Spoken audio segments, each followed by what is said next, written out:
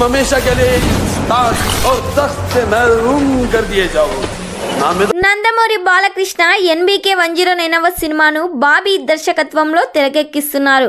ఈ cinema story మొత్తం రాజకీయ నేపథ్యంలో సాగుతుంది.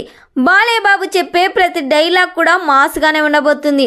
బాలయ్య బాబుకు ఫ్లాష్ బ్యాక్లో వచ్చే హీరోయిన్గా విజయశాంతి గారు నటిస్తున్నారు. విజయశాంతి గారి క్యారెక్టర్ ఈ సినిమాలో చాలా వైలెంట్గా ఉండబోతుందంట. ఈ సినిమా నుండి రిలీజ్ అయిన టీజర్ ప్రేక్షకుల్లో భారీ హైపే క్రియేట్ చేసిందని చెప్పాలి.